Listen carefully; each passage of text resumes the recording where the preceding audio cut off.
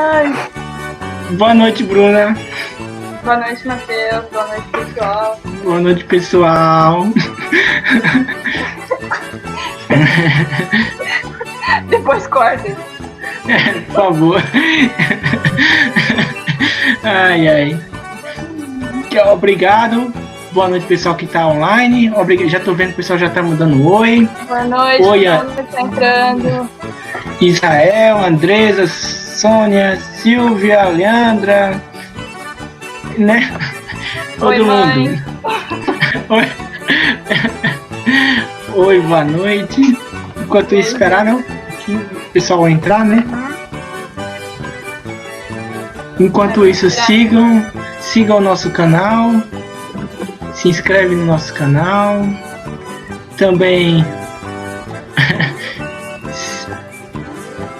Nossa página no Instagram. É isso aí. Sigam no Instagram também do Professor Bandel.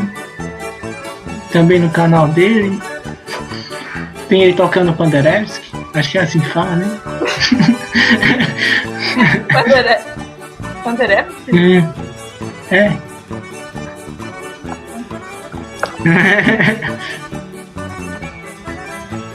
Vamos esperar um pouquinho ou já quer apresentar um pouco? Esperar um pouquinho só. Pessoal, comentem aí nos comentários só pra gente organizar aqui como é que tá a nossa conexão hoje. Vocês estão ouvindo a gente bem? Então. Comenta aí quem tá aí ao vivo se dá pra ouvir tudo certo. Isso. Mãe da Bruna. Mãe, tá ouvindo a gente? Não vale dizer do quarto ao lado.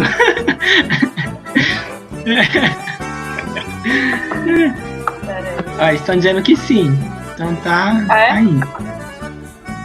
Ah, tá. Então acho que a gente já pode apresentar, né? Eu acho. Ou não? Uhum. Eu te dou a... Eu não sei se ele tá ouvindo a gente pode testar qualquer coisa. Sim, a gente testa daqui a pouco quando ele for entrar, né? Uhum. A gente pode fazer uma apresentação. Sim. Então, gente, hoje a gente tem essa live com o Renato Bandel.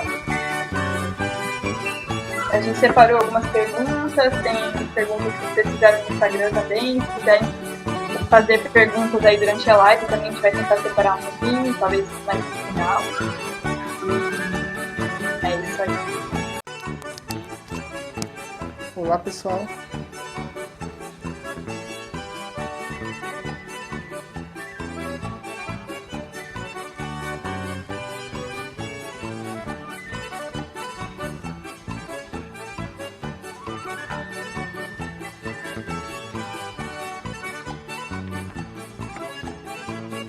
Olá, pessoal. Estou esperando o Renato Bandel entrar.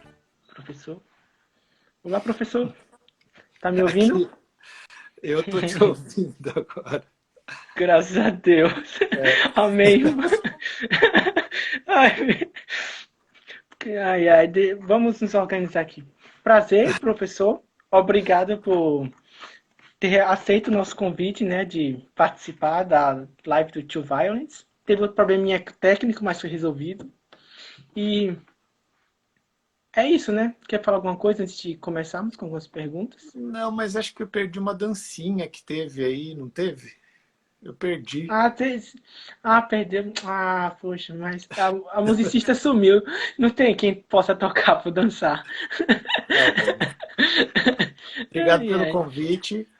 A Bruna acho que está agora assistindo, né? Mas eu queria agradecer a ela também, a você. E que bom que deu certo aqui. Graças a Deus. Daqui a pouco ela entra para deixar mais fofinho nossa conversa. Beleza. Aí, para começar, eu queria perguntar um pouquinho de como foi o início dos seus estudos e sua trajetória musical. Poderia contar um pouco para nós? Claro. Eu comecei em casa. Eu tive a sorte de ter em casa uma mãe pianista, né? Então ela me iniciou no piano, na teoria, né? Depois começou de Piracicaba, a gente tem aqui a escola de música, né? Fundada pelo casal Malha, Cidinha e Ernst Malha. E a partir de lá, eu acho que a grande base foi na escola de música, né? Depois disso, tive professores particulares também, né? Elisa Fukuda, Paulo Bozizio. Mais tarde, fiz um ano de USP. E depois já fui para a Alemanha. Fui para a Alemanha, fiz faculdade, fiz academia da Filarmônica. E até o ano 2000 eu estudei bastante. Depois de lá ainda estudo nem tanto, mas assim, o que eu quero dizer, a parte acadêmica acabou ali, né? No ano 2000. Então, desde lá estou no Brasil de novo, né? Quando eu acabei os estudos na Alemanha, voltei para cá. E aí passei para o outro lado, que é o lado de dar aula, né? De ser professor. Então, mas é isso, foi principalmente em Piracicaba. A escola de música, ela tem uma tradição. Ela foi fundada pelo Mali, que está aí até hoje, né? Está escrevendo uma ópera. Sério? Nossa! Com mais de 90 anos, está escrevendo uma ópera e está na ativa, né? Então, esse foi o caminho, né? E, por algum motivo, a viola foi um instrumento que deu certo aqui, porque a gente tem, por exemplo, para quem não conhece, nosso quarteto campestre, né? São todos frutos da cidade aqui, que, não sei, deve ser a água do rio Piracicaba que a gente bebe aqui, que deve dar certo para formar violista. Mas você começou, tipo, você falou da Fukuda, então você começou no violino? Eu Ou falei não? isso? Eu falei isso, né? Tá bom, foi. Sim. Foi. É que eu notei, né? Tipo, Fukuda só se. Então, Não, você inicialmente começou com violino ou como foi essa história? Tipo. eu falei, então foi. Não, mas, na verdade, com a Elisa Fukuda, eu tive aula de viola já. Ah, que Eu fiz massa! violino só até Vivaldi ali, então foi só um pouquinho, viu? Logo eu me recuperei e fui para viola de novo. De novo, não, Não. eu me curei e fui para viola. E a Elisa vinha aqui para Piracicaba dar aula. Ela Que dava aula na legal! escola de música e depois, com o tempo, ia para São Paulo também, né? Então, já que Que eu falei, é isso interessante. aí. Toquei violino, É, sim. você se entregou. Mas aí, como foi que, tipo, deu essa vontade de ir pra viola? Cara, aí é outra piada, porque é o que tinha na orquestra de vaga, né? Porque Uhum. chega uma hora, você, não sei, eu pelo menos passei por essa fase. Eu me enchi um pouquinho do violino e a dona Cidinha, que é a esposa do Malho, falou: olha, mas tem um outro instrumento aí que é parecido, mas não é o mesmo instrumento, né? E tem vaga na orquestra, é importante tocar em orquestra, né? E assim ela conseguiu me enganar. E a passagem foi assim, por necessidade, né? A orquestra estava precisando de viola, eu tinha me enchido um pouquinho do violino, daquele som agudo, né? Aquela corda mi. Sim, principalmente. E, Concordo.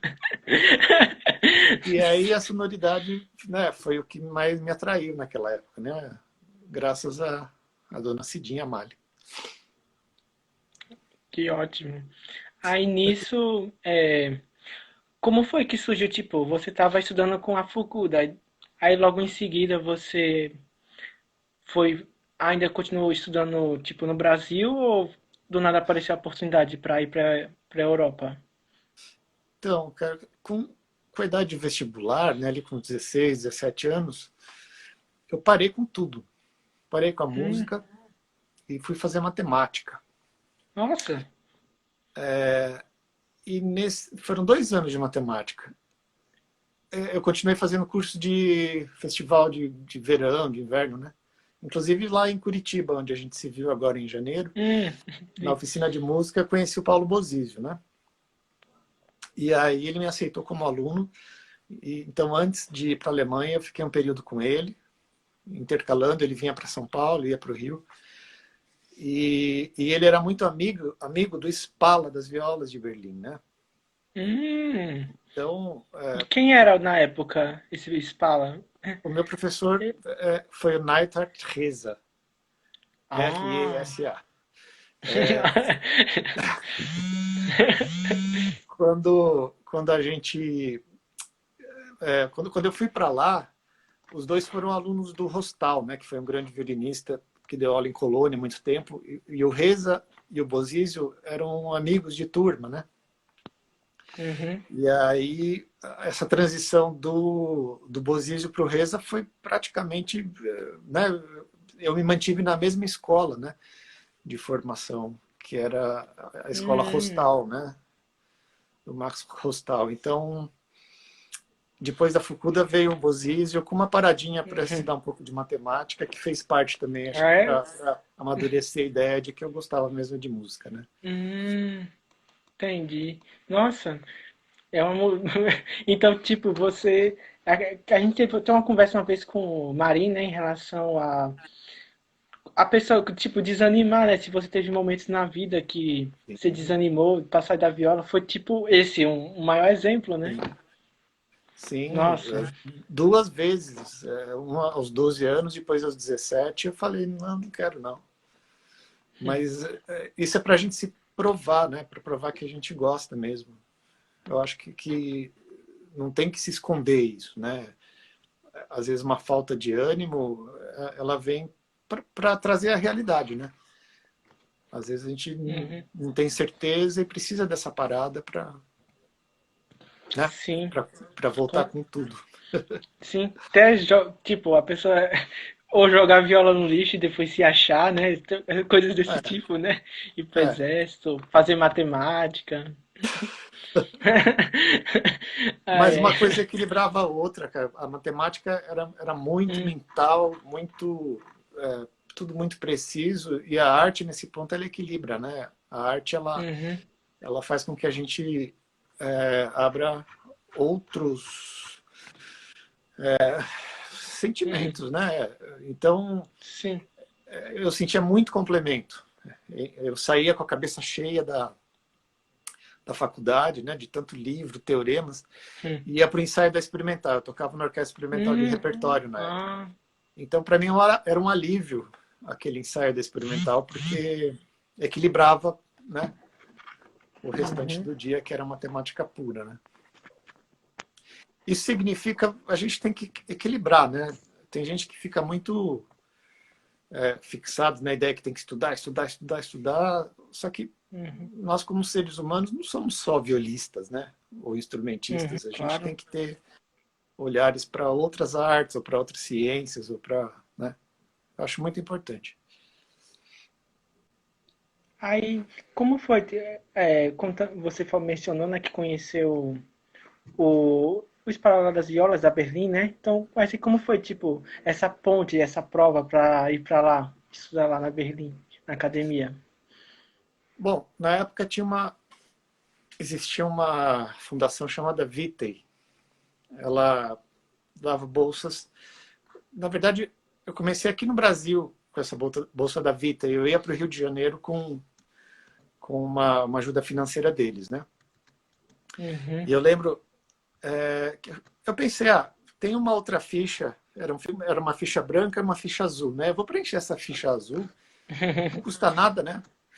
Na época tinha que mandar uma fita cassete, gravei a fita.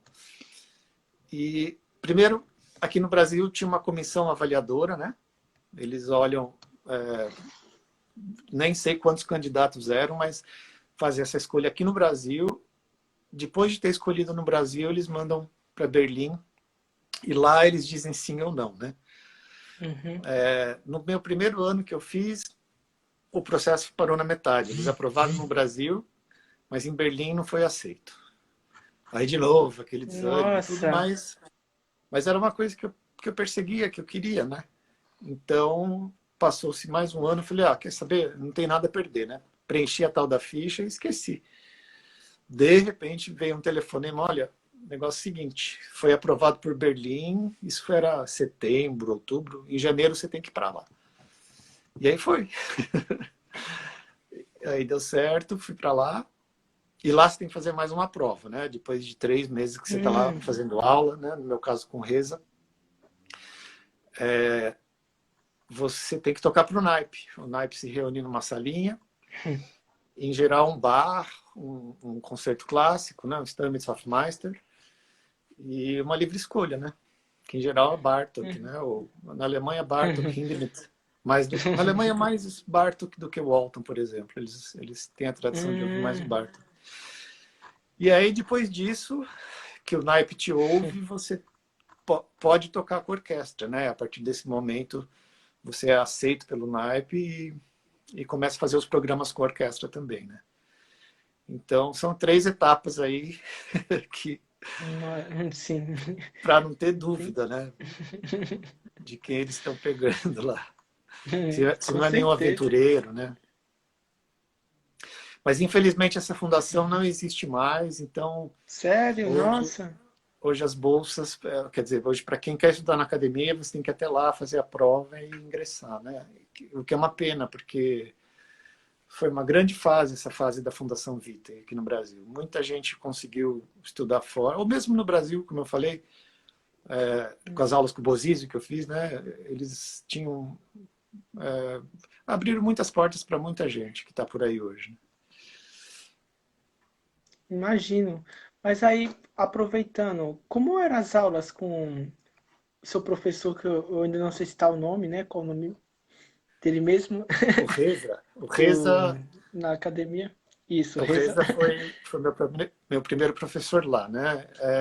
Então, como eu te falei, o Reza e o Bozizio foram colegas de turma em Colônia, na Alemanha, alunos do Rostal, né? Do Max Rostal. Então, foi uma progressão, quer dizer, o que eu estava trabalhando com o Bozizio, simplesmente continuei lá com o Reza. Visões muito parecidas sobre técnica, né? A diferença, talvez, é que o Reza, de fato, era um violista, assim, tocava viola, né? O Bozizio, ele é violinista e ele não toca numa orquestra, né? Um programa atrás do outro. Então, Sim. o Reza, ele deu, principalmente mão direita, né? Ele deu uma visão muito mais violística. Não é demérito nenhum a um ao outro, né? Mas naquela época também, isso faz tempo, acho que eu nem vou falar o ano. Não, eu vou falar assim, isso foi em 94. Acho que muitos que estão aqui nem eram nascidos, né?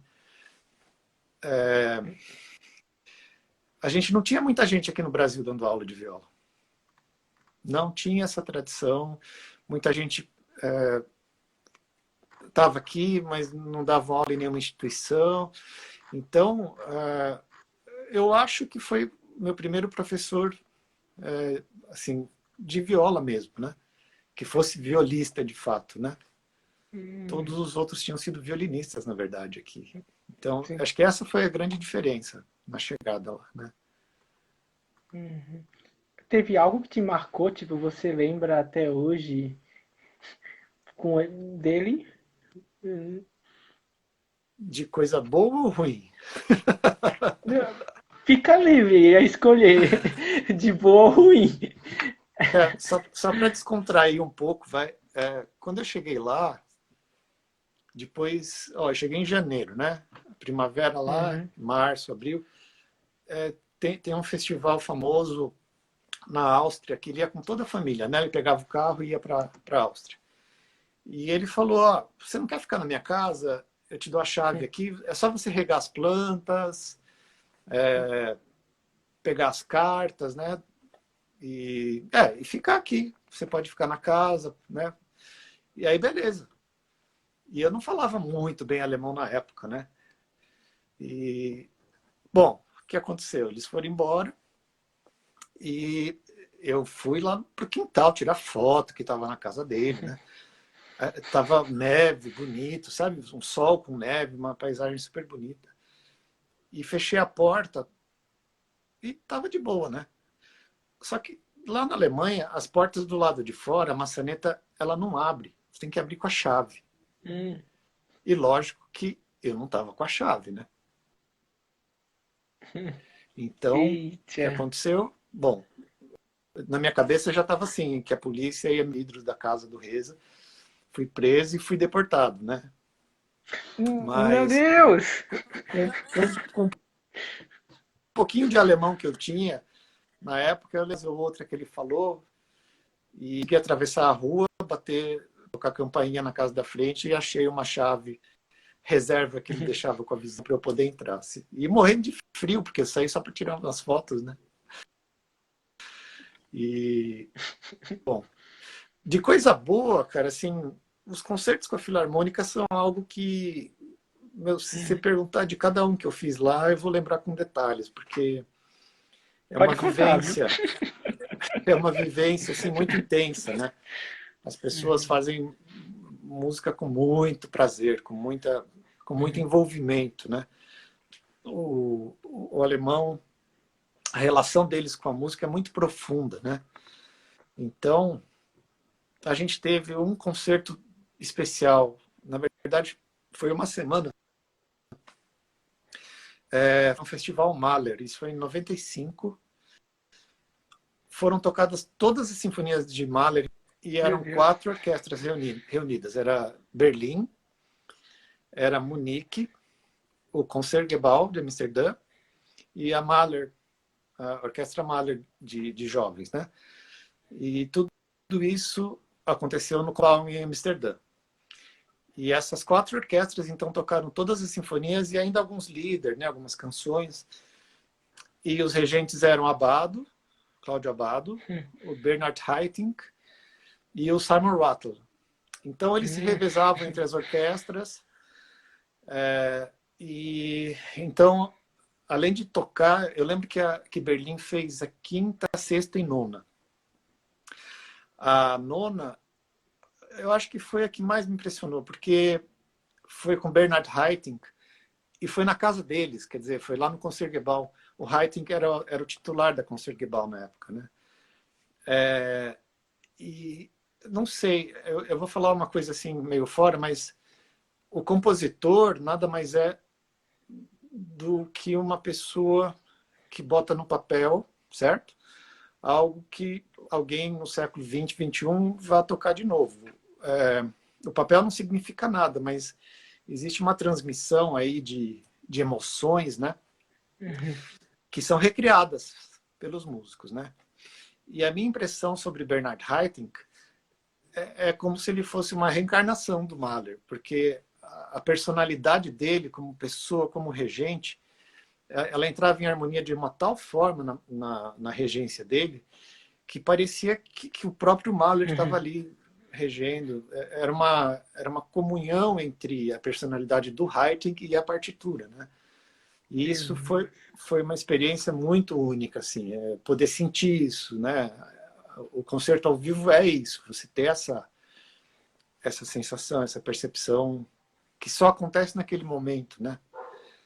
Então isso fica nessa memória afetiva, nessa memória musical, né? Que a gente tem.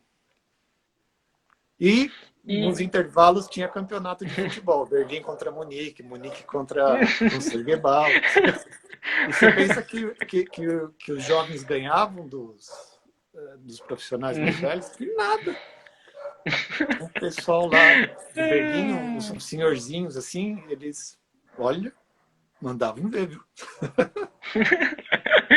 Que eu sei que o Razeira falou que vocês jogavam, não sei se foi nessa época, bastante videogame, Opa! mas, né? Como foi, tipo, o momento quando você estava estudando aí na Berlim, aí, tipo, o Razeira chegou. Sim. Cara, ele chegou em 97, eu já estava lá um tempinho, né? E, cara, aí veio uma grande amizade, porque na época que eu vim, era naquela época de, assim, eu estava com 21, ele tinha um pouco menos, mas 21 era muito mais velho do que um pouco menos, entendeu? Então, a gente não tinha muito contato aqui. Ele deve ter o quê? Uns 4, 5 anos menos que eu, sei lá, mais ou menos. Então, foi lá que a gente desenvolveu essa amizade, né? E não era videogame, não existia essas coisas. Era no computador. Ele jogava no teclado, ele sabia todas os atalhos de dribles no teclado, que era muito mais rico do que no controle, né? Então a gente fazia altas partidas de FIFA, e junto com Carlos Prazeres também, que hoje é regente na Bahia, Nossa. né? Éramos nós três, era uma rivalidade assim, de virar a noite, de ir até 8 da manhã jogando videogame. Porque tinha que parar, porque tinha que tomar café da manhã e levar a vida, porque senão a gente ficava o dia inteiro lá jogando. Que legal. E além disso, por exemplo, relembrando até o que o Rajera falou, ele mencionou pessoas importantes que sentou com ele quando estava tocando lá na Alemanha. No seu caso, como foi? Teve algum colega que te marcou? Olha, eu sentava muito com um senhorzinho chamado Überscher.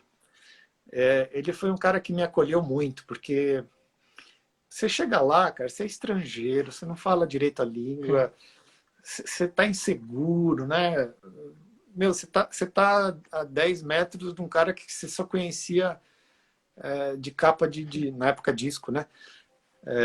Na capa de LP, de repente você está sentado ali. Então o Überscher, ele me mostrou os caminhos, ele me dava dicas, faça isso. Não... Imagina, o cara estava ali com o Abado na época, né? Que era o regente titular, a gente estava lá, mas ele tinha passado já por Karajan, que foi o regente anterior, Nossa. tinha passado por Furtwängler, que foi regente anterior. Então, muita coisa que ele falava não era nem só o que o Abado estava dizendo ali, mas ele trazia coisas de 20, 30 anos atrás, né? Então, essa troca de conhecimento com o Überscher foi um cara que me marcou muito. Porque a Alemanha tem muito dessa coisa da tradição oral, né? Tem coisas que você aprende ali na orquestra, durante um ensaio, que você não aprende na sala de aula, né? Você aprende fazendo, imitando, né? E poder contar com a história do Überscher para mim, cara, em nenhuma sala de aula eu teria aprendido aqui, sabe? Ele na hora contando, olha, aqui o cara fazia isso, nossa, aqui o Furtwängler fazia isso. Ele não é famoso, ele era um cara do Tutti ali, na dele, já um senhorzinho, mas isso me marcou muito. Essa troca de... Troca não, né? Essas informações que eu consegui com ele, né? Depois de tanta história que ele viveu lá, né? Você não chegou do tipo, eu sou do Brasil, eu já tocava Bartók, tocava o alto, sou o cara, vou sentar no naipe. Não, né? Não. Não. Lá, miudinho, cara, você tem que chegar. Mas tem uma coisa legal na Alemanha, cara. Assim, eu gosto de usar uma metáfora aqui, que eles tocam com tração nas 4 rodas, né? Então, esse Überscher, por exemplo, eu me lembro, a gente fez uma viagem, na verdade, foi tocar acho que foi em Florença. E eu sentei com ele, e ele tinha acabado de perder um grande amigo. Tinha morrido. Cara, ele sentou na ponta da cadeira, assim, sabe? Tocou feito como se tivesse, né? Super jovem, cheio de energia. Então, o que eu quero dizer, o naipe, eles funcionam como um naipe mesmo. Não tem tanta verticalidade, né? A figura do Spala, ela não significa poder, e sim liderança lá, né? Então, quem está lá atrás, claro, sem passar. Isso acho que o Razeira deve ter falado bastante, porque ele falou sobre tocar em orquestra, né? E lá você pode ter proatividade, pode ter criatividade, tocando na última estante. E eles querem que você faça isso. Se você não está com essa energia toda, com essa proatividade lá atrás, eles te olham esquisito, tipo, esse cara não está gostando de fazer música com a gente, né? Então, essa humildade, ao mesmo tempo proatividade, ela é muito marcante lá. Em cima do palco, todo mundo esquece as diferenças, né? Todo mundo esquece divergências e faz música. Eles dão muito respeito ao palco, à música, né? É um espaço sagrado para eles, o palco, né? E a música. Aproveitando isso, teve uma pergunta de uma pessoa no Instagram, que é do Renan. Quanto tempo demorou para que você se sentisse em casa? No caso, confortável em Berlim, em relação com as rotinas dos professores e na UDK. Oi, Renan, tudo bem? Hum, Cara, assim, tem vários se sentir em casa, né? hum, Eu acho que os 6 primeiros meses você está numa batalha com a língua, né? O uhum. alemão, ele é um desafio para quem quer aprender, porque é uma língua Imagino. muito diferente né, as construções de frase. Então, eu acho que a partir do momento que você domina a língua, ou pelo menos entende o suficiente para se comunicar e não só entender, porque o primeiro processo é entender o que eles falam, né? O segundo Uhum. processo é conseguir interagir. Mas muitas vezes quando você fala, vem uma resposta que você não estava esperando, você não entende ainda. Então, eu acho que essa barreira da língua, ela tendo sido vencida, ela te abre muitas portas, né? Então, sei lá, eu acho que foram 5, 6 meses até vencer essa barreira. E a partir de lá, eu começava a olhar e percebia que a Alemanha, ou que os alemães, são pessoas como nós, né? As calçadas lá no chão são iguais, as árvores são, algumas são iguais, claro, tem. O que eu quero dizer é, por que eles seriam tão diferentes da gente, né? Claro, são de outra cultura, tem outra língua, são um país mais frio, tem as 4 estações definidas, mas são pessoas de carne e osso como nós, né? Então, o próximo passo, depois do domínio da língua, eu acho que é que se afirmar, né? Você conquistar uma autoestima, porque a competência, competição, desculpa, lá é muito grande por uma vaga ou para entrar numa escola, numa orquestra, né? Então, e existe um certo protecionismo no bom sentido para com alemães, ou seja, se eu for fazer uma prova e empatar com o alemão, eles vão dar preferência para o alemão, né? Então esse trabalho da autoestima demora um tempo também para você perceber que pode ser igual a eles, né? Mas isso depende de muito trabalho, lógico, depende de muito estudo e eu acho que a coisa boa a lição boa que a gente pode tirar disso é que você tem muita motivação lá. Você vê gente muito boa tocando, né?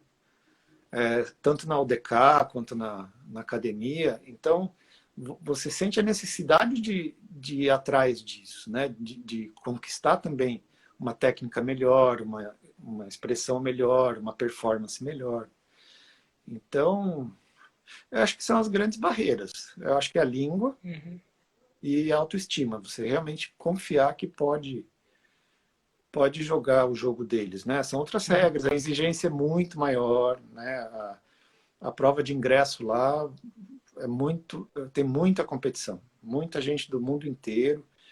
Então, você tem que estar bem consigo mesmo, você tem que estar bem preparado, você tem que estar com autoestima, e no dia da prova tem que ter sorte também de não ter uma dor de barriga e perder, né? Qualidade, né? Mas não sei se eu respondi a pergunta do Renan, mas foi mais ou menos isso que aconteceu na rotina, né? De adaptação. Meio que, tipo, continua a mesma coisa as provas, tipo, para ingressar ou mudou em alguma coisa? Sabe de informar? Olha, repertório, em geral, como eu falei agora há pouco, parecido com o que eu falei da Filarmônica, você tem que tocar bonito um Bach, um concerto clássico e uma livre escolha, né? O Bach podem ser as suítes, ou pode ser alguma sonata, partita também para violino. Stammets-Hofmeister é o que a gente tem de clássico. Tem gente que às vezes faz um arpeggione, mas o que eles querem mesmo é Bach, Stamitz e Bartók, né? Claro, também depende em que nível você quer entrar na faculdade, né? Você pode ingressar, fazer do início, você pode fazer uma prova por meio do curso, você pode fazer uma prova já para uma pós-graduação, né?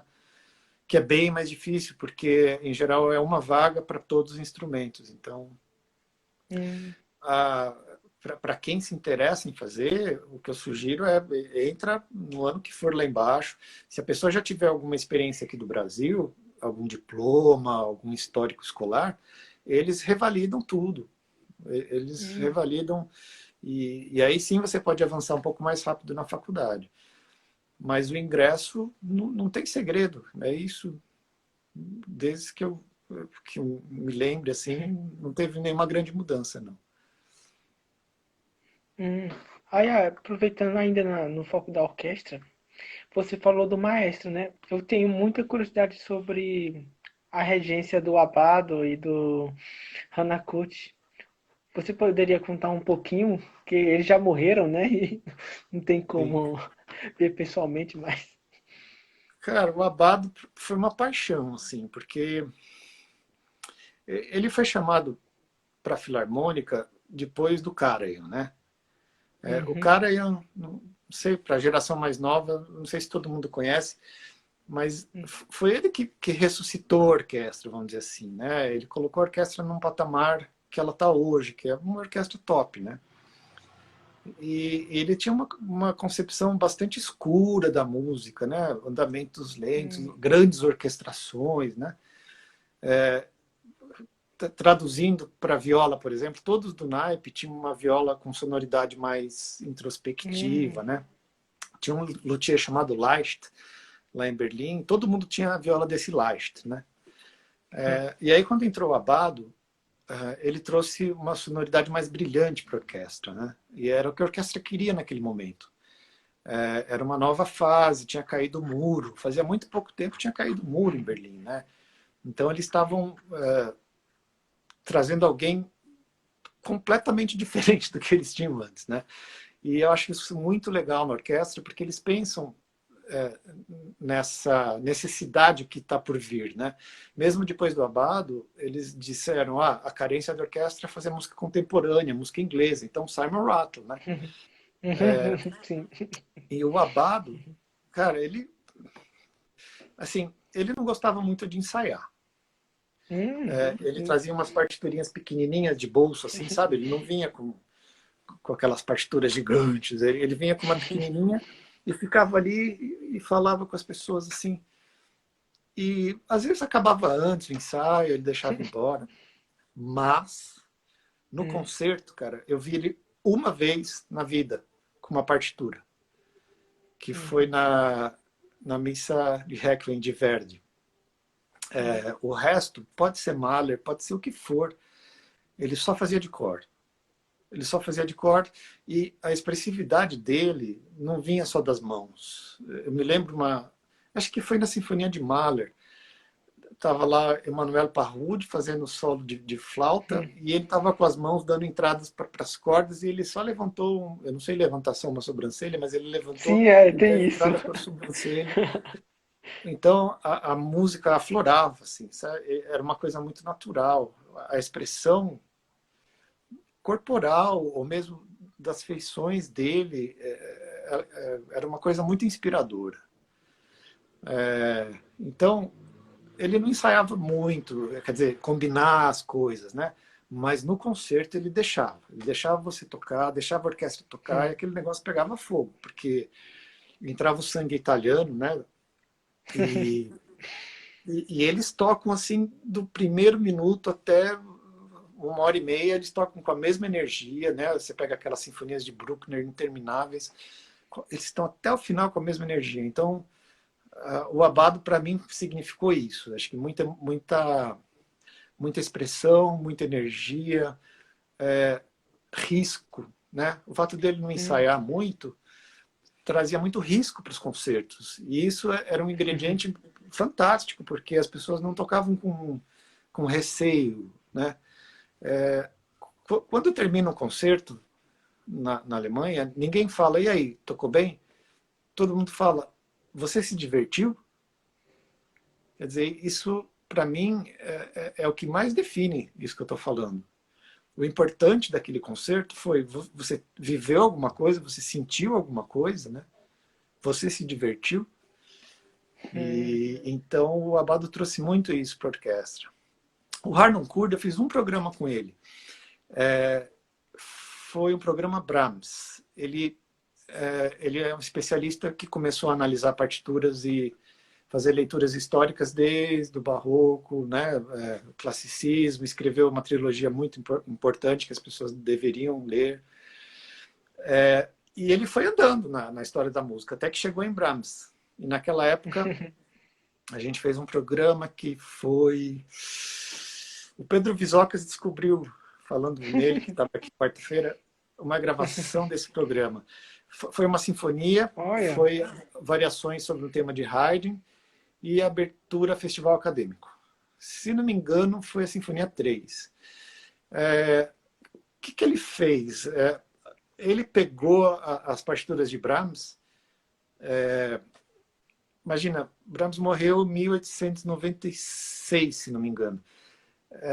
Todo o século XX destruiu as partituras dele. Onde estava escrito mezzo forte, nas partituras originais, inclusive, estava lá forte, fortíssimo, né? E então o trabalho dele foi apagar. Ele pegou os originais, apagou esses fortes, fortíssimos e trouxe para a orquestra. Trouxe uma nova visão de como tocar Brahms, que foi, no caso, o programa que eu fiz, né? Então, ele teve mais ensaios que o normal, se não me engano, justamente para fazer isso com os músicos, para fazer esse trabalho de convencimento de que não era fortíssimo, não era exagerado. O Brahms trabalha muito com pouco forte. O que é pouco forte? Pouco forte é tipo, toca sem ser piano e sem ser forte. Toca um som que sai do seu instrumento sem você forçar. Então, o grande trabalho dele, e teve resistência entre os músicos que estão acostumados a tocar aquele Brahms grandioso, né? Cheio de som, super orquestrado. Esse foi um grande trabalho dele, foi convencer as pessoas a aceitar essa versão, né? Essa versão mais magrinha, mais no estilo de Brahms mesmo, né? Então, eu não posso dizer que ele... Não dá para comparar Abbado com Harnoncourt. São duas propostas diferentes, né? O Harnoncourt ele fez muito mais esse trabalho de pesquisa, claro, anterior aos ensaios, de mostrar o que ele pesquisou para os músicos, né? E os músicos mostraram isso para o público, né? E o resultado foi super satisfatório, assim, não houve dúvida de que funcionou e que é preciso, como eu estava falando no começo, ler, pesquisar e não só estudar um instrumento, né? É interessante você falando isso do Abbado, é que quando eu sempre vejo ele regendo, eu sempre tento procurar o primeiro tempo, o segundo tempo, o terceiro tempo. Tipo, quando ele tá... Como era a sensação? Tipo, porque eu como leigo, às vezes, não digo leigo que eu estudo, né? Mas tem coisas que eu não consigo entender. Como era no momento? A orquestra, ela funciona sozinha. O que quer dizer isso? Eu estava falando de tração nas 4 rodas do naipe, né? A primeira cadeira, estante, né, do naipe, e a última estante tem que tocar com a mesma energia, né? Os espalas têm muito contato. Até eles tinham um quarteto, sei lá, o Reza, meu professor, tinha um quarteto com outros espalas. Então, o contato dos espalas também é uma coisa muito trabalhada lá, né?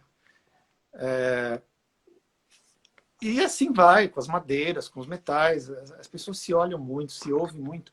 O papel do maestro não é dizer onde é o primeiro tempo para aquela orquestra, né? Eu estou falando de uma orquestra que funciona sozinha, que aprendeu a funcionar sozinha e que propõe ao maestro também um tipo de interpretação. E se ele gostar, ele pega essa onda e leva, vamos dizer, as violas propuseram um pouquinho mais de som num solo. Ele, se gostar disso, vai, pede para os cellos tocarem um pouco mais. Então, esse gestual dele e de outros grandes, o gestual tem muito menos a ver com métrica ou com tocar junto e tem muito mais a ver com aquela pessoa que está ali, você falou do Abbado, ela está entendendo o que está acontecendo na orquestra e está participando como uma pessoa daquilo. Não está se impondo, ele não, sabe, ele está ali entendendo o que está acontecendo, ele é mais um e está coordenando aquele trabalho, aceitando propostas, seja de dinâmica, como eu falei, ou até de ritmo, no sentido de vamos puxar um pouquinho para frente um tema, né? Então, para quem está fora, parece, esse cara tá fazendo mímica só, mas não é. Não é. E precisa ter muita força para estar na frente de uma orquestra assim, porque senão ela te engole, a orquestra te engole. Se vai um cara um pouco inseguro, um pouco sem saber o que quer, eles engolem. Engolem no sentido de tocam sozinho mesmo. A gente teve um caso do maestro convidado, mas ele era um convidado, sabe o patrocinador que fala, eu quero esse cara esse ano na programação? Então ele não era um convidado escolhido pela orquestra, e sim era um cara que estava ali porque quem dá a grana falou que ele teria que reger. Ok. O que aconteceu? A gente estava no final do movimento de uma obra e tinha 3 acordes. Ele bateu um, bateu o segundo e esqueceu do terceiro. E aí o que você faz? Nossa. Você não toca, você para com ele ou toca com os outros. Então, eu perguntei isso para o meu colega distante, que é o Iberch, o meu querido colega distante. Ele falou, olha, a gente nas cordas fica junto. Se os sopros fizerem outra coisa, a gente tem esse pacto aqui, né? Então, na dúvida, olha para o seu espalo, olha para as cordas, o que for feito aqui, vamos fazer. Claro que isso aconteceu pouco lá. Foi uma vez que aconteceu, que eu tenha presenciado, né? E foi um erro grotesco do maestro, na verdade, né? Mas esse pacto de tocar junto, ele não precisa de alguém que seja um batedor de tempo, respondendo a sua pergunta sobre o Abbado. A figura do maestro é muito maior do que isso. Muito maior do que isso. Muito legal. Aproveitando antes de chamar a Bruna, que ela vai fazer a sessão da parte viola, como foi que surgiu a oportunidade para você ser aluno do Ramut? Né, Ramut? Ramut Holt. Do Holt, isso. Isso. Como surgiu essa oportunidade? Desculpa. Como surgiu a oportunidade de ter aula com ele e como eram as aulas e como ele contribuiu para a sua vida ou como músico? Muitas perguntas. Certo. Assim, a vida aluno-professor é uma relação de muita cumplicidade, certo? Quando eu acabei a academia, falei, eu quero fazer uma faculdade, quero fazer um mestrado. E fui atrás. Saí ligando para alguns professores, liguei para a Tabet Zimmermann, liguei para o Rode e perguntei para ele como é que funcionava. Ele falou, olha, assim como qualquer universidade do mundo, você vem, faz uma prova, né? Tem uma prova teórica também. E antes de... Isso eu acho que é uma dica importante. Como eu estava falando, a relação aluno-professor de música, ela precisa dessa cumplicidade e precisa de uma empatia, né? Então, acho que é muito importante você conhecer o professor antes de ingressar numa universidade. Você fazer uma aula, 2, 3, até, para ver se você gosta. Às vezes o cara tem um super nome, dá aula numa super universidade, mas você não concorda com a maneira como ele te trata, com a linguagem, né? Pode ter vários fatores nisso, envolvidos aí. Então, foi assim, falei com ele, fiz umas 2, 3 aulas, ele me orientou, olha, você pode fazer o seu barro um pouquinho mais comportado, o Stamets toma cuidado com o metrônomo, toca bem em tempo, eles querem ver isso na prova. não força o som, falou, deu umas dicas que no fundo é o que todo mundo quer ouvir, né? E aí ele era muito jovem, ele ainda é muito jovem, né? Mas ele foi eu acho que foi o professor mais novo a chegar na categoria C4, que é a categoria mais alta de professores. Se não me engano, foi com 27 anos. Ele já tinha o título de professor na antiga RADK, né? Hoje é o UDK, mas na época era RADK. Ele é um cara, então, que... Cara, ele foi muito parceiro, assim, no sentido de... A gente tinha praticamente a mesma idade na época, né? E ele é um cara muito científico, ele vem de uma família de cientistas, ou seja, o ensinar música para ele era sempre muito embasado em... Ele não só falava, faça isso, faça aquilo. Ele fazia a gente pensar, ele dava sempre alguma explicação fundamentada em outras ciências, até em força centrífuga, força centrípeta, gravidade. Então, o conhecimento se torna muito mais absorvido, né? A gente passa a não repetir o que o professor está falando, e sim... É como se ele gerasse em nós sempre um desejo de questionar, né? Então, acho que o maior legado que ele deixou, para mim, foi essa visão bastante científica do fazer música. Isso eu estou falando de parte técnica, lógico, né? Sim. A relação de performance, né, de risco, como a gente estava falando há pouco,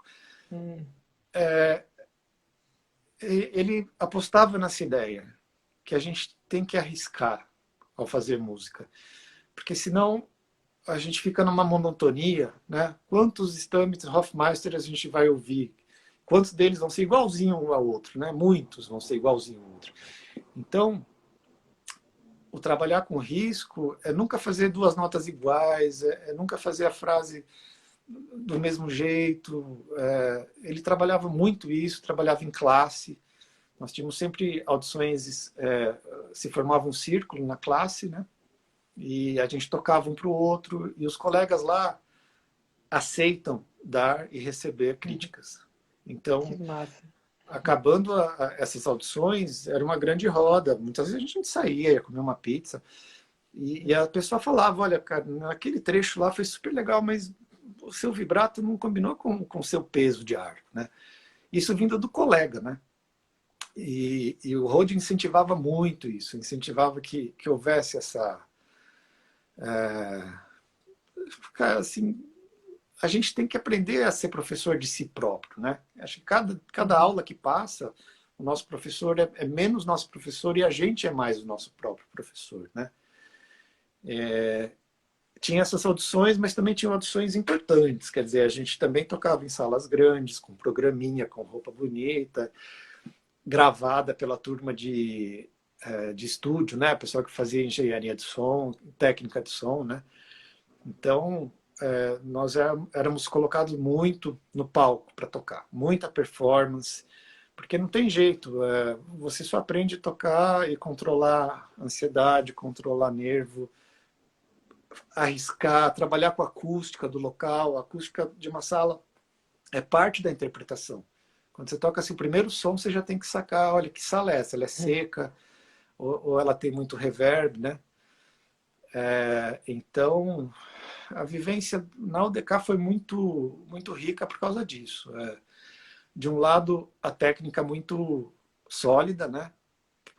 E tudo muito claro, muito explicado. E, por outro lado, a gente era muito colocado em palcos, em situações de estresse, em simulações de provas, né?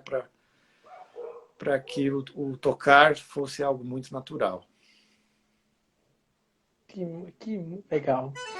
Nisso, como a gente tem uma outra parte que é a parte de viola, eu acredito que você tem muita coisa para contar, né? Tipo, eu tenho muita curiosidade de orquestra, que ainda você depois voltou pro Brasil, né? E aí, né? Tem muita coisa para falar, mas como o Instagram, acho que eles só rodam 1 hora, eu vou chamar a Bruna, que aí a gente continua e fala um pouco mais sobre viola, o tópico mesmo específico, viola. Pode ser? Tá bom, beleza. Mas muito obrigado por abrir e contar um pouquinho da sua história, né? Quem sabe em outras oportunidades você fale mais um pouquinho, né? De como foi quando você retornou pro Brasil, né? Beleza. Com certeza. Muito obrigado. Daqui a pouco, ó, rapidinho eu vou desligar e a Bruna vai entrar no meu lugar. Tá bom, valeu. Obrigado. Valeu, viu? Obrigado. Até Tchau, já. abraço. Tchau. Até já.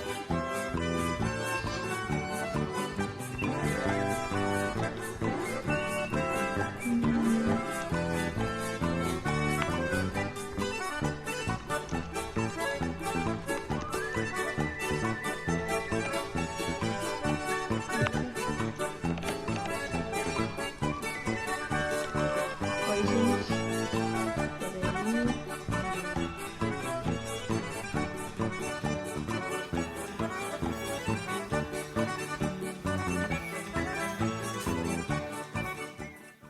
Oi, Bruna. Oi, tudo bem? Tudo você? Tudo certo. Tá me ouvindo bem aí agora? Tudo certo. Legal. Tava acompanhando vocês aí. Que pena que não deu certo lá no outro, né? Mas Não sei qual foi o problema. E aqui pelo Instagram, acho que daí só dá 2 pessoas assim mesmo, né? tá. Mas deu certo. Deu certo, é. Obrigada aí. Então, nessa parte a gente separou algumas perguntas também que o pessoal estava interagindo aqui pelo Instagram, né? Sobre estudo, esse tipo de coisa, né? Então, uma das perguntas que surgiu foi como é que é a tua rotina, assim, de estudo? Se você tem dicas de como organizar a rotina também. Bom, agora eu acho que as pessoas têm bastante tempo, né? Acredito. Ou não. Tem gente que parece que está trabalhando, tipo, vocês estão trabalhando mais do que sempre, né? Sim. Com 3 lives por semana, né? Às vezes. Então, mesmo que a pessoa não tenha tempo, eu acho que a primeira coisa que eu gostaria muito de falar é que, mais do que quantidade, vale a qualidade do seu estudo, né? Saber o que você está fazendo, para que está fazendo aquilo, e não só transformar o seu estudo num momento de repetir coisas, né? Então, eu costumo dividir sempre metade-metade. Ou seja, 50% de técnica, 50% de repertório, né? Vamos fazer um exemplo prático. Uma pessoa que acorde às 7 da manhã, tem das 7 até as 8 para tomar café, tomar um banho, ler algum e-mail, né? Ela estuda das 8 às 10 técnica e das 10 a meio-dia repertório. Sempre comparadas, quer dizer, das 8 às 8h50, estudo, 10 minutos de intervalo. Para se alongar, para tomar uma água, para dar uma caminhada. Então, além de distribuir bem esse tempo, eu acho que tem que se prestar muita atenção ao corpo, né? E essas paradas são essenciais, beber água, né? Não esquecer que a gente está trabalhando uma espécie de esporte, né? A gente está mexendo com o corpo, então a gente tem que estar em uma postura boa, num lugar adequado e fazendo essas paradinhas. De 10 minutos, no caso do estudo de 4 horas, né? O estudo de técnica, para quem já tem vamos dizer, já faz uma escala de 3/8, já faz um estudo de Kreutzer, de Rode, de Mazas, ele pode ser muito rápido, na verdade. 2 horas passam voando, né? O que eu costumo fazer é pegar pelo menos umas 3 escalas. Uma na primeira posição, uma na segunda, uma na terceira, ou uma na primeira, terceira e quarta, para que se estude bastante do seu espelho, né? O espelho. Então vamos dizer, uma de Dó maior, uma de Mi bemol, uma de Sol maior, no mesmo dia, né? Mas como eu te falei, para quem já tem uma prática, né? De fazer as escalas. Para quem está iniciando o estudo de escalas, claro que isso vai levar mais tempo, a gente vai ter que trabalhar devagarinho, com metrônomo, né, prestando muita atenção à afinação. Sempre também não deixar de estudar vibrato, né, a soltura dele, o controle, a amplitude, a escolha do vibrato, depois junto com a mão direita, né, ela tem que ser controlada, né, se você quer um vibrato mais... Então, o estudo de vibrato também faz parte, tanto vibrato de braço quanto vibrato de pulso, né. Estudo de mudança de posição. Não necessariamente CFC Opus 8, mas existem estudos simples, mas que vão direto ao assunto, né? Onde você aprende onde você está, em qual posição e em qual posição você quer chegar. Até se alguém tiver curiosidade, pode escrever para mim no Instagram, eu passo de boa. Legal. E os estudos e caprichos, né? Kreutzer, Mazas, depois Rode, Donde, Campagnoli. Isso tudo dentro dessas 2 horinhas, né? E na segunda parte do estudo eu colocaria... eu tive o costume sempre de aprender uma sonata e um concerto, né? Acho que o concerto trabalha um tipo de sonoridade muito mais, vamos dizer, você aprende a tocar mais perto do cavalete, você aprende a projetar mais o seu som, né? E as sonatas te ajudam a aprender uma outra sonoridade, uma sonoridade mais camerística, lógico. Mesmo que seja com piano, é bem diferente você tocar uma sonata do que tocar um concerto, né? Peça solo, música brasileira, que é uma coisa que a gente não faz muito, música do século XX, que para muitos ainda soa contemporânea, e do século XXI mais ainda, né? Então, a rotina, assim, eu falei de um estudo de 4 horas, mas vamos dizer que você tenha só meia hora o dia. Você está super atribulado, mas sabe aquele trechinho do Stamets que não está saindo? Começa 15 minutinhos, faz 15 minutos de aquecimento, de escala, e os outros 15 resolve aquele trecho. Isso eu chamo de qualidade de estudo, né? Legal. Se você estiver ali plena, se você estiver ali consciente do que você está fazendo, nossa, meu estudo, vamos falar das oitavas. Bom, o que será que é? É mudança de posição? É forma? Será que minha oitava está muito aberta, muito fechada? Então, nesses 15 minutos, você pode muito bem resolver. Se você for com foco, se você for com concentração, melhor 15 minutos do que não estudar. Se você falar, eu tenho meia hora, não vou estudar porque não vale a pena. Não vai dar. Perdeu. Perdeu uma grande chance, né? Então, eu tomo legal. esse caminho, assim. Principalmente Legal. quando... e assim, aproveitem essa quarentena, gente, e peguem obras novas. Acho que esse é um grande momento para aprender uma obra nova, né? Aí não sei se eu estou me estendendo muito, mas, Não, mas é isso aí. se você está pegando uma obra nova, independente do nível, pode ser um Bartók, pode ser um Telemann, pega devagar, pega a partitura, olha antes de tocar, analisa. Quando for estudar, estuda devagar, sem ritmo. Toca só as notas, uma depois da outra, sem ritmo nenhum.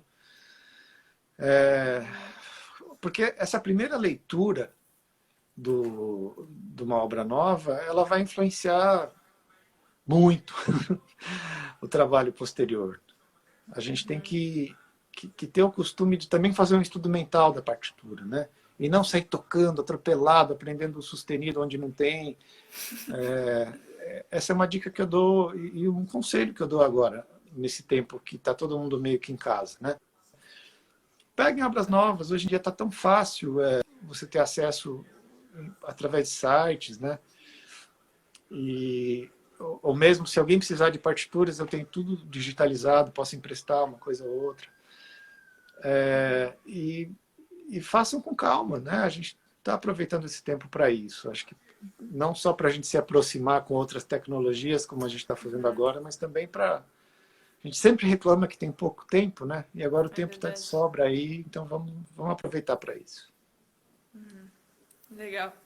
Que sirva de motivação também, porque eu acredito que tem muita gente desmotivada, porque está sem aula, porque está sem... Mas Sem vamos tocar, lá, né? acho que a música... Ninguém escolheu música, ninguém foi obrigado aqui a fazer música, né? Acho que quem faz música é porque gosta, inclusive, nessa quarentena. Mas, boas ideias. Hein? E sobre estudos assim para sonoridade, como é que você faz? Você tem algumas dicas? Então, Bruna, assim, eu gosto muito de estudar corda solta. A corda solta, ela não tem nenhuma tensão, não tem nenhum dedo prendendo.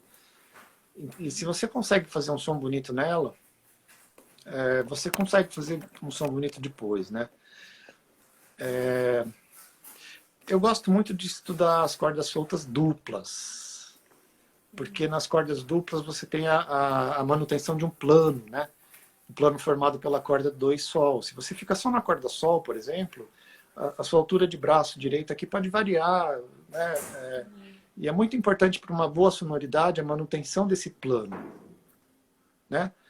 Então, vamos fazer dupla, do Sol, Sol, Ré, Ré, Lá. Em todas as velocidades. Deixa o metrônomo rolando e põe 4 notas, depois põe 6, 8, até quanto der.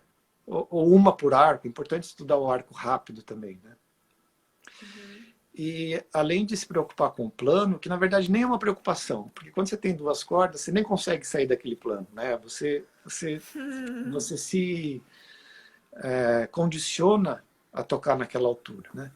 O que a gente pode variar? A gente pode variar ponto de contato, que é uma outra variável muito importante, né?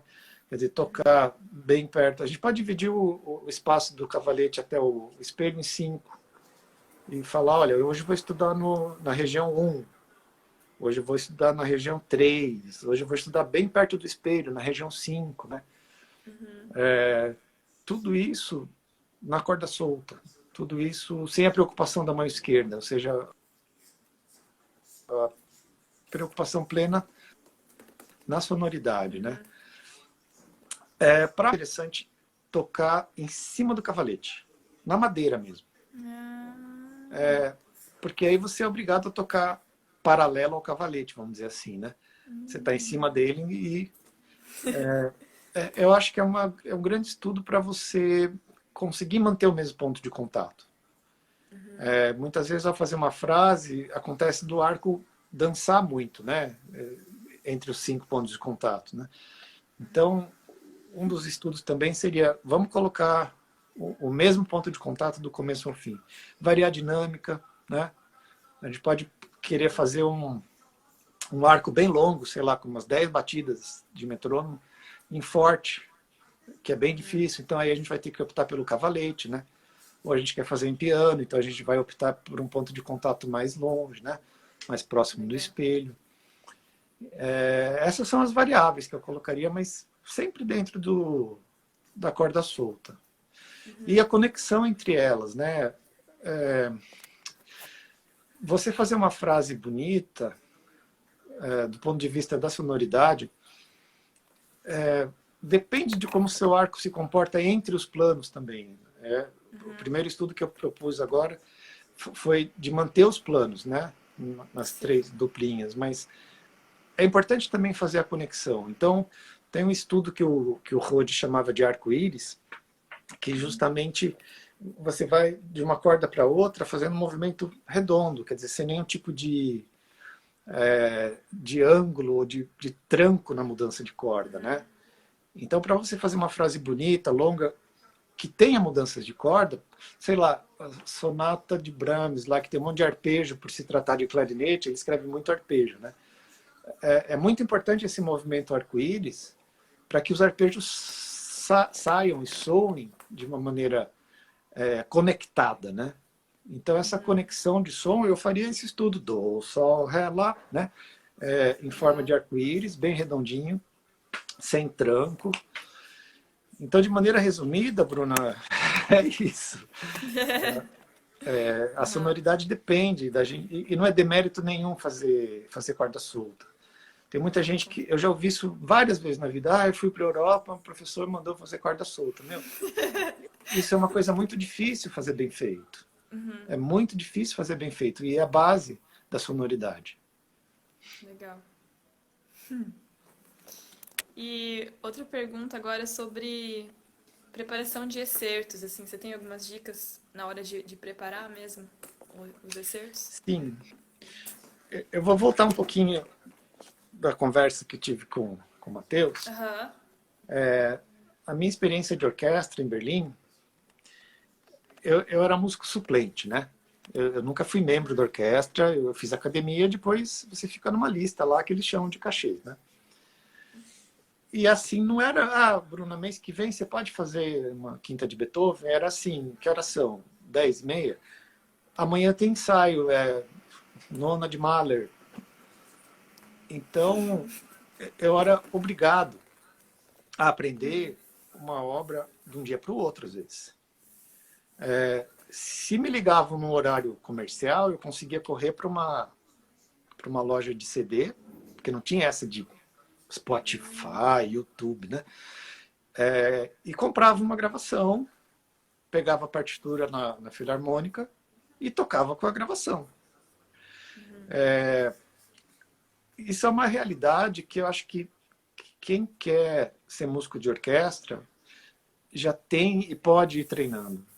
Já que a gente está falando de quarentena, gente, imprimam uma sinfonia que vocês gostem muito e nunca tocaram.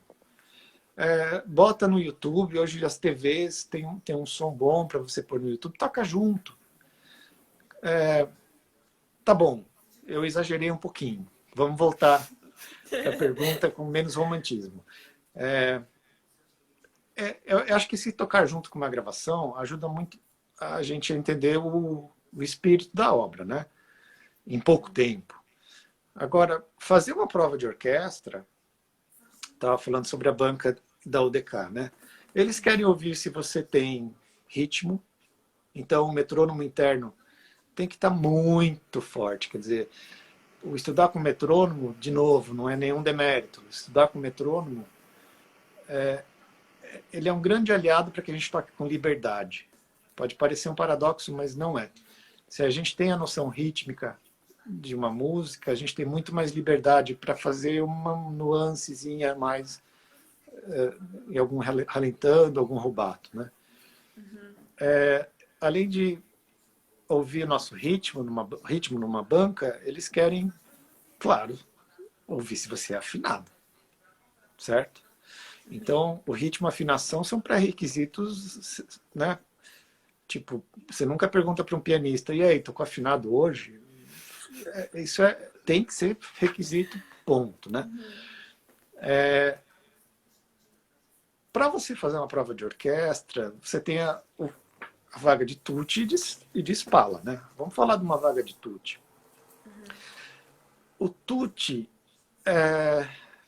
para quem está ouvindo na banca, é aquele cara que tem que tocar com um som, mas que não pode ser um som muito grande, nem um som muito pequeno. Eles não querem alguém no naipe que toque mais forte que todo mundo e não ouça, ou que toque muito pouco se escondendo, que também é muito comum, né? Tem pessoas em orquestra que se escondem, tocam fraquinho e passam uma vida inteira dublando. Então, o mundo mudou, a gente tem uma molecada aí comendo a viola, vocês todos que estão aí. Então, a concorrência está muito grande, né? Eu acho que é importante fazer música sim, é importante mostrar que sabe fazer uma frase, mas no caso de uma vaga tutti tem que ser feito com bastante... Como é que eu vou chamar isso? Tem que ser mais comportado, vamos dizer, do que comparado com uma vaga de Spala, né? Na vaga de Spala, acho que você teria muito mais liberdade em fazer um solo. Em geral, os excertos de orquestra são excertos de solo também, né?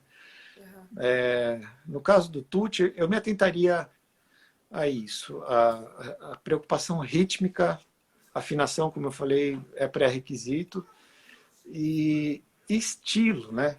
Qual é o spiccato de Mendelssohn, por exemplo, no Sonho de uma Noite de Verão? qual o espicato de Beethoven, qual o espicato de Mozart. A gente tem que diferenciar isso. E não vai ser agora em 2, 3 minutos que eu vou falar isso, mas se a gente for pensar na história da música, o arco evoluiu, né? O Mozart, ele foi uma ponte para o romantismo, né? Beethoven pegou, entendeu essa ponte e aí levou a música para o romantismo. Então, ter essa noção de estética também faz diferença, eu acho, né? Na hora de você... Claro. Eu estou falando de excertos que a gente está acostumado, sei lá, Sonho de uma Noite de Verão, uma Sinfonia 35 de Mozart, uma Heroica de Beethoven, né? Descobrir qual espicato você quer, qual sonoridade você quer, como é que eu acento em Beethoven. A gente sabe que o acento em Beethoven é muito mais impulsivo do que lá atrás, né? Antes da escola de Mannheim. Então, mas a dica de tocar com a gravação, acho que ela é importante. Porque tocar só o excerto isolado, muitas vezes não nos traz a ideia de onde ele está contextualizado na obra, né? Se é acompanhamento, ou se faz parte de um pequeno solo com algum outro instrumento, ou se são só as violas, né? Então, acho que vale a pena também tocar com gravações. E hoje é muito fácil fazer isso. Liga a TV, põe no YouTube. Agora, indo um pouquinho nesse sentido também, como é que foi, assim, a tua preparação para fazer audições e também para concertos, assim, no caso, um solo e já encaixando com outro, assim, como é que você lida, assim, com questão de ansiedade, nervosismo? Bom, foram várias etapas na vida, né? Que a gente teve que ir vencendo. Então, desde muito cedo, eu tive a sorte de participar de audições, né? Desde os meus, sei lá, 9 anos, eu me lembro tocando em palco, né? Isso não é somente o que a gente precisa, né? Conforme o tempo vai passando, nós vamos ficando mais exigentes conosco mesmo, né? E essa exigência, se ela for muito grande, ela é todo um trabalho. Não sei se vocês já leram um livro chamado Jogo Interior de Tênis, Jogo Interior do Conheço Tênis, um pouco. do Galway. Ele explica muito bem esse jogo interno, né? O jogo interior que acontece na cabeça de um tenista quando ele precisa acertar a bolinha por cima da rede e ele não sabe em que lado, com que velocidade a bola vai voltar para ele. Quer dizer, é mais tenso até do que tocar um concerto, né? Então, esse trabalho mental da preparação, ele é muito importante. Eu falei agora há pouco do primeiro contato com a partitura, né? Ele é muito importante, da gente olhar para ela, analisar. Quando começar a tocar com o instrumento, tocar sem ritmo, pegar só as notas, se precisar anotar dedilhado, decidir glissandos, decidir mudança de posição, separar por temas. Hoje eu vou estudar só afinação, sem música. Hoje eu vou estudar só o ritmo, bem devagar, para entender exatamente as figuras rítmicas, né? E a constância. Eu acho que a constância no estudo, se a gente está falando de uma profissão de alta performance, ela é essencial. Eu acho que um dia sem estudar, ele mata 4 dias estudados ou mais, né? Então, não deixar de estudar um dia que seja. E essa disciplina a gente precisa ter. Junto a isso, Bruna, eu acho que a gente tem que sempre ter metas. Essas metas não são, eu quero solar com o ZESP ano que vem. Elas podem ser, eu vou preparar uma suíte nova durante 2 meses e vou tocar para alguém. Tenho alguns professores que estão organizando, inclusive, concertos online, salas de concerto online. Então, não vamos falar quando a pandemia... Não, hoje em dia já dá para fazer isso.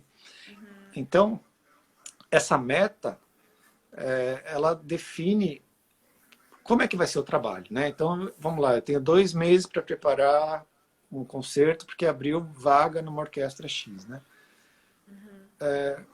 se você não tem essa meta, o estudo ele fica um pouco mais largado, ele fica um pouco mais sem uma pressão boa, né? Que precisa existir no estudo, que é, olha, eu preciso aprontar esse concerto, ele tem que estar pronto dia tal, né?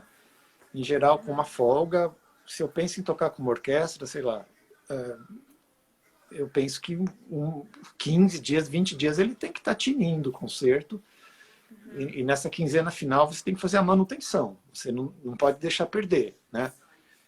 Aí, quando a obra está pronta, você mantém sonoridade, você arrisca, você faz o trabalho de afinação, não deixa de fazer o trabalho, vamos chamar de básico aqui, né? Mas o trabalho que foi feito no início, ele não se perde no final, né? E o controle, a gente nunca sabe como é que vai estar no dia, né? Eu me lembro da minha formatura em Berlim. Eu já estava com uma certa carga ali, tinha uma pressão, já tinha estudado na academia, né, feito um monte de coisa. A pressão era muito grande. E eu percebia nos meus estudos, não vai rir, tá? Que um dia saía bom, no dia seguinte não saía. Era um ciclo que estava acontecendo com o meu programa. Era um programa de 1 hora. Tinha uma sonata de Hindemith, tinha um Bach, tinha uma obra solo de um compositor chamado Hans-Jürgen von Bose, e tinha um Bach. Então é um programa de 1 hora, pesado. E no dia que saía bom, eu ficava feliz da vida. No dia que não saía, dava aquela depressão, né? E eu tive a ideia de contar quantos dias faltavam até a prova para ver se ia bater com um dia bom, né? E não estava batendo. Eu juro, eu parei, em um dia não estudei, eu pulei um dia, e não é que deu certo, quer dizer, a gente tem que ouvir o que o corpo está falando, né? Ouvir esses sinais. Nossa. E na hora você não tem mais o que fazer. Na hora que você está no palco, Bruna, já foi. O trabalho anterior, o trabalho de formiguinha, ele começou lá 2 meses antes, né? Como a gente falou, preciso preparar daqui 2 meses, beleza. Então, a constância traz bastante tranquilidade também. Tá, beleza. Lá na hora deu nervoso. O que a gente faz? Bom, nesse livro que eu falei do jogo interior do tênis tem um monte de dica. Uma delas, se você está nervoso, você vai colocar a sua atenção no nervosismo ou em alguma outra coisa, né? Essa pergunta acho que é bem fácil de ser respondida, mas que a gente não pensa, né? A adrenalina é algo que todo mundo aqui tem. A adrenalina veio lá na época que a gente era macaco ainda, e era uma descarga para a gente fugir dos leões. Não para a gente sentar e falar, olha, o leão está vindo me pegar, né? Então, a adrenalina existe para você, existe para mim, para todo mundo que está aqui lendo e ouvindo. Lendo não, eu que estou lendo. Vocês estão ouvindo e vendo. E a adrenalina, ela vai aparecer. Ela vai aparecer no palco. Eu acho que quem não tem uma descarga de adrenalina está tocando dopado, assim, sem vontade, né? Eu acho que ela faz parte. Mas aí que entra. Você tem que escolher. O que você faz com essa adrenalina, né? Onde você vai pôr seu foco? Vai ser nela, nesse nervoso? Ou você vai fugir do leão, né? Você vai usar essa adrenalina como uma descarga para você prestar atenção na música, na sua respiração. Você pode olhar para o teto e contar as lâmpadas, como eu já fiz uma vez. Agora, colocar o foco no nervosismo não vai funcionar.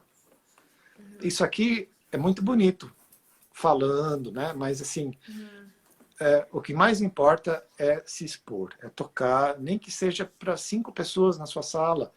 Se tiver 5 pessoas assistindo, a sua maneira de se expor já é muito diferente, né? Quando você está sozinho estudando, você é o ioiô máximo, você é um cara que não erra e tem um som bonito. Se já tem uma pessoa, que é o caso de um professor às vezes, ou, né? Já muda. Então, esses pequenos concertos que sejam online agora na quarentena. Eu sei que o professor Gabriel Marim tem feito bastante live, assim, mas não é aula, é concerto. A pessoa Ele se falou aqui prepara, também. toca e os outros assistem. Quer dizer, isso é o grande diferencial. Quem faz isso aprende, não é esconder. Não é esconder. Assim, todo mundo que eu conheço que seja músico passa e já passou por nervoso. E o grande segredo é o que fazer com a adrenalina. Naquele momento decisivo, você tem isso nas suas mãos, no seu coração, na sua mente. E isso tem que ser encarado de uma maneira muito natural e treinado. Treinado, assim, várias vezes, né? Legal. Mas é um assunto quase tabu, né? As pessoas não falam muito, mas eu acho que esse livro vale a pena todo mundo ler, viu? Ele me abriu muitas portas, assim, nesse sentido de que nós trabalhamos com alta performance, nós somos exigentes, nós erramos e nós temos escolha sobre o que vai acontecer com o nervosismo quando ele aparecer. Massa. Então, ainda mais uma pergunta aqui, voltando mais para essa parte de estudo, assim. A pergunta é, como é que você trabalha um trecho musicalmente, assim? Como é que você trabalha fraseado, musicalidade? Certo.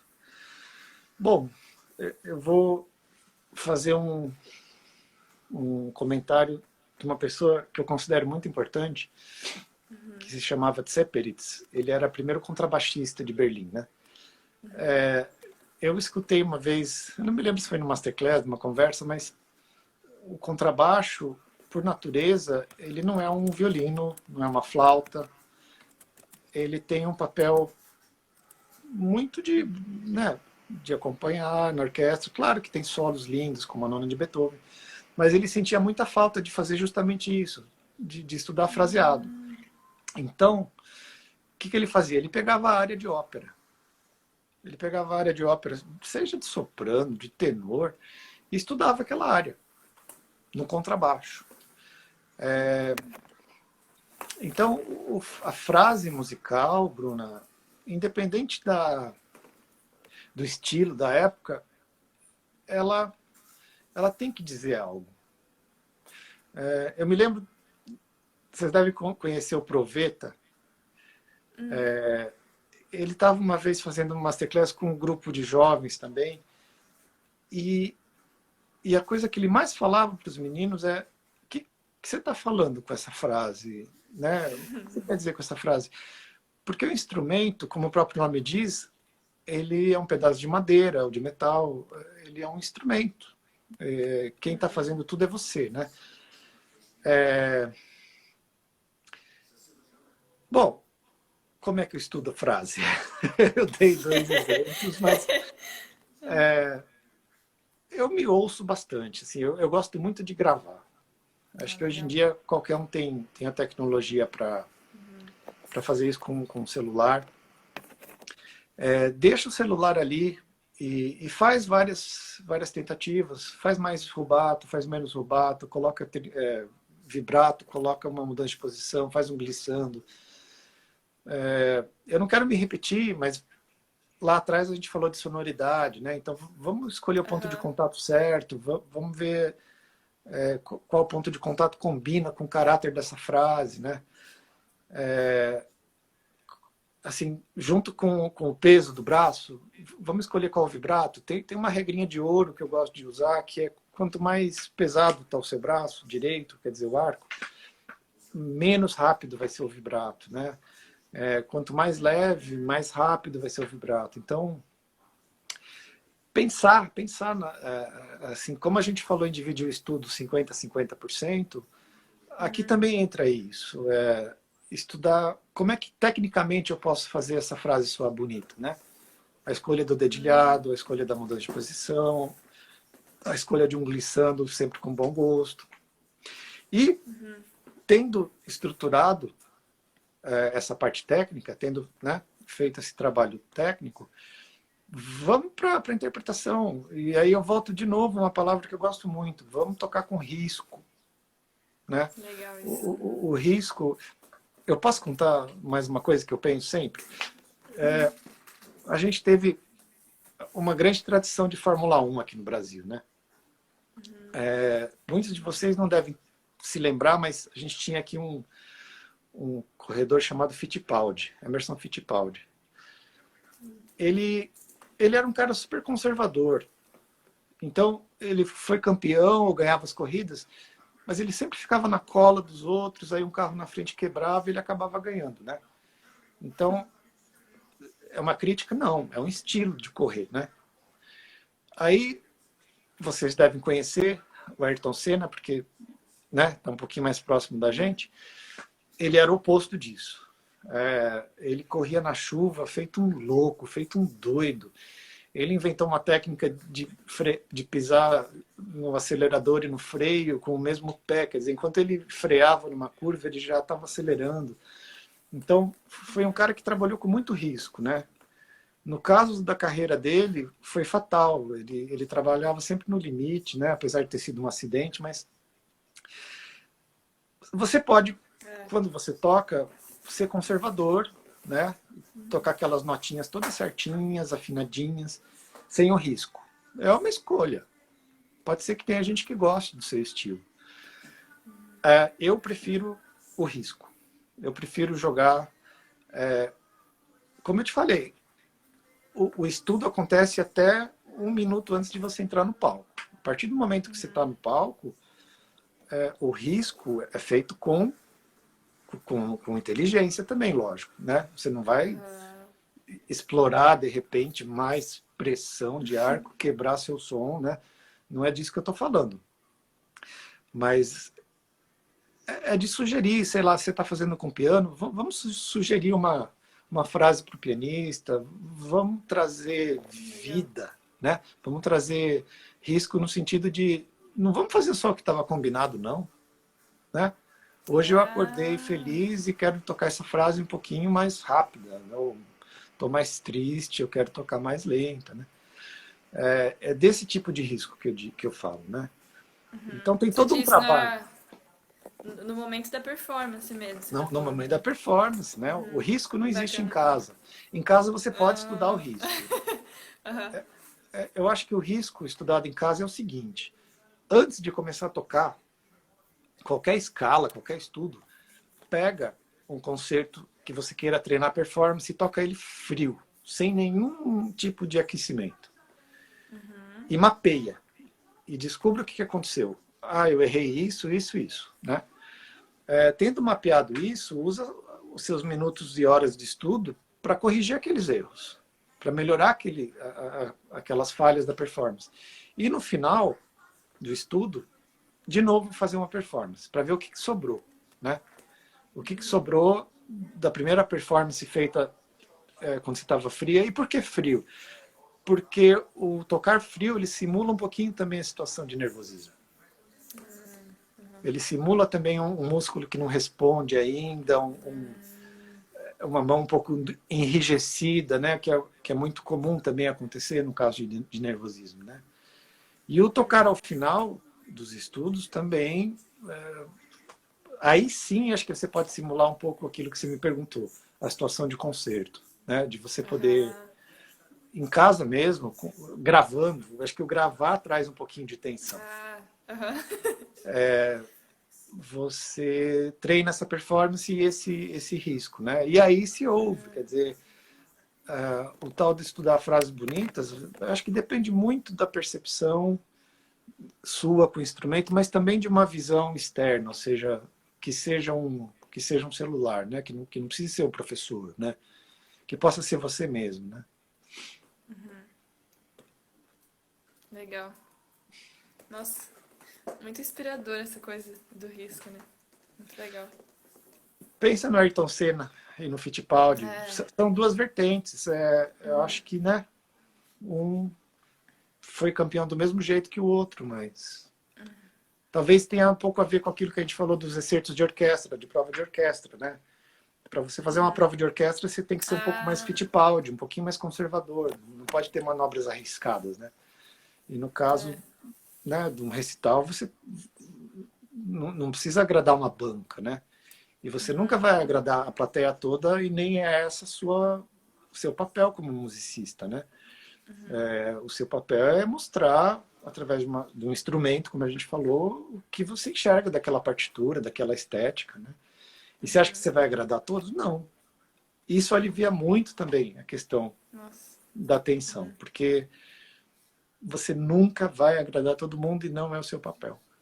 De ninguém aqui. Nossa. Legal. Então, a gente está indo meio para o final, assim, queria te agradecer bastante por estar aqui com a gente, compartilhar as suas experiências nessa coisa de orquestra, que você conversou com o Matheus também, e essas coisas de estudo. E, assim, acho que você já falou várias coisas, assim, sobre essa questão de motivação, até do momento que a gente está vivendo agora e tudo mais. E queria saber, assim, se você tem ainda alguma dica final, assim, para o pessoal manter motivação, né, se manter animado, assim, nesse período de isolamento e essas coisas. Assim como a gente está conversando agora, eu tenho visto muita gente tocando junto e separado, né? Vamos dizer que a gente não tenha um parceiro com quem tocar. Toque consigo mesmo. Pega um dueto. A gente tem o Wilhelm Friedemann Bach, que é super bonitinho, fácil de juntar. Grava uma voz, depois grava outra. Hoje qualquer programinha de graça, em qualquer loja de aplicativo, você acha um editor de vídeo que consiga, né?